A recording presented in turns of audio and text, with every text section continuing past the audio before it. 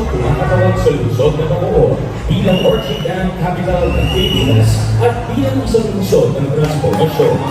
Tatok dito ang nakawang verasyon ng klaseng uniforme ng Orchid Dam na may matitinding kulay na pila, bungkaw at ito na sumasag-isag sa langaw ng pakulan.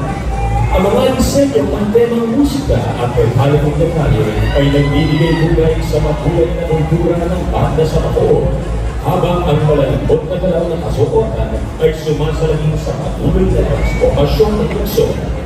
Isang kapansin-pansing headrest na hugis baton ng konduktor ang nagsisilbing korona sa pagkilala nito sa disiplina, pagmamalikhain at pagmamalaki sa ating lungsod.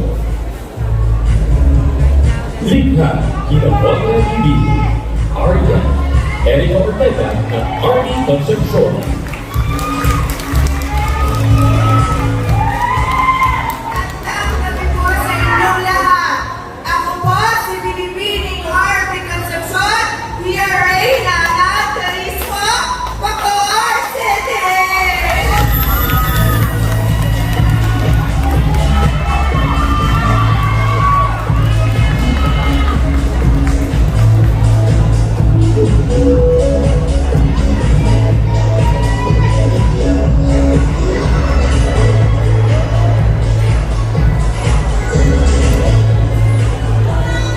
Princess Francisco, Capital City, Hayat Ayun.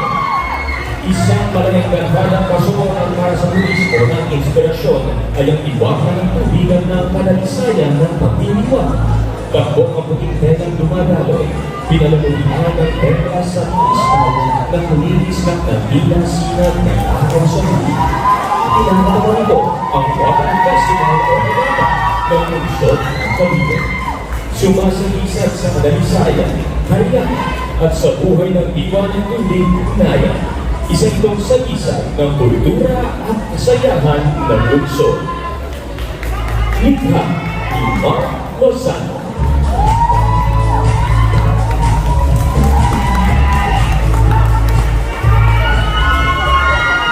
Mi nombre, Princess Marie Francisco, Reina de Turismo, Ciudad de Cavite.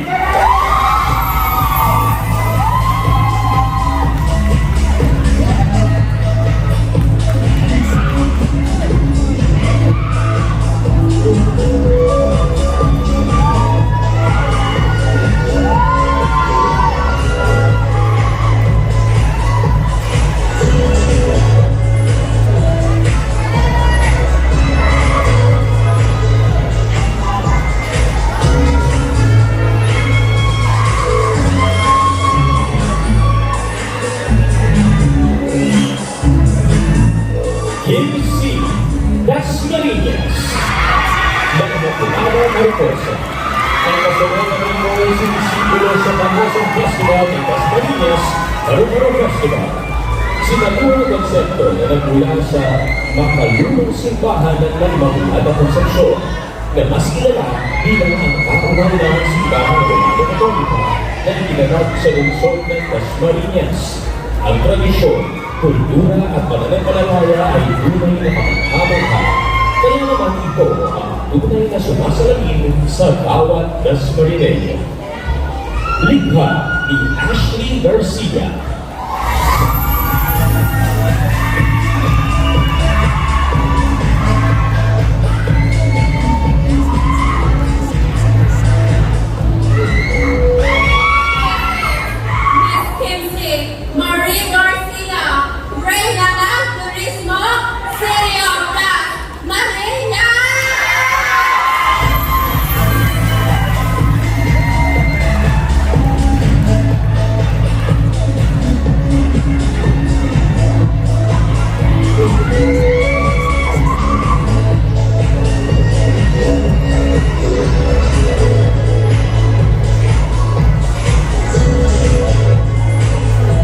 Micaela Enter, Dasmariñas, Mariposa.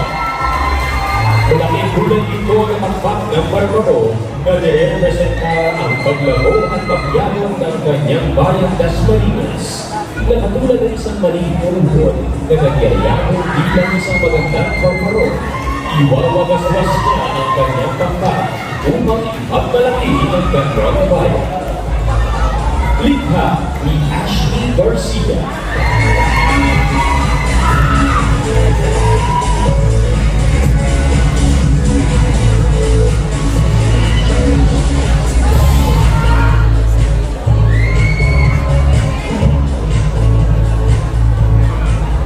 This is Micaela Entera, Reina ng Turismo, City of Dasmariñas.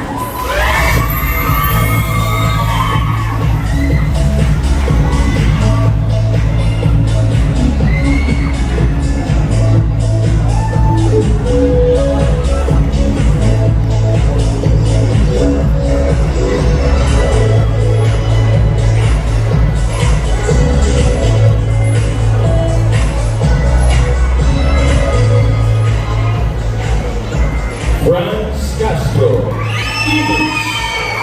Yaman ng lokal. Kasawanan hinalitan ng hayang nila habang marami. Inali, base sa kanyang kultura at tradisyon ng bayan. Pinulong na magpapitang istorya ng kasaysayan at sinunod. Ang kasuotan nito ay kombinasyon ng moderno at tradisyonal na materials na pinagarapan ng isang produktong lunsod. Buko, mais at palay na produkto ng bayan. Prutas at gulay na kuha sa kasaysayang kanta ng bahay buko at iba pang pagkain pinagmamalaki ng lunsod. Kanin, bibingka at ang longganisa Ibis.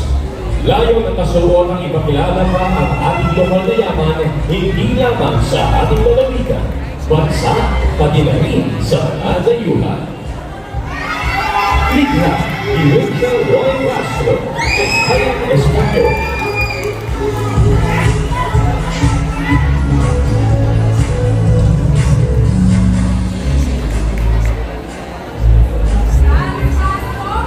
Reina ng Turismo, Iloilo City.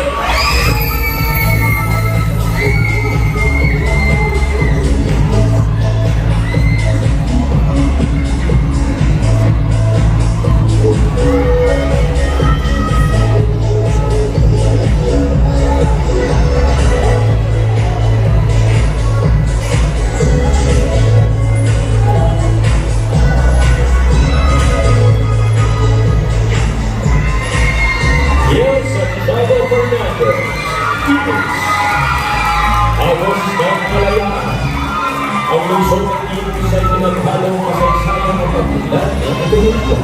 Kilala ito bilang kamisera ng Wakawa dahil dito, unang itinaas ang labanan sa halaman. Sa digmaan nangyari ng Ibis na may malaking ambag sa kasaysayan, bahagi ng kosyon nito ang buhay ng Wakawa ng Pilipinos na sumisimbolo sa palayan. Ang pagtaas ay hango sa sinaunang kasuotan ng mga kababalik na nagpapaalala sa ibang nangyayari na nagpakita ng katapangan noong revolusyon. Likha ni Mark Evalo. Ako, si Miel Santiago Fernandez, Reina ng Turismo, City of Ibis.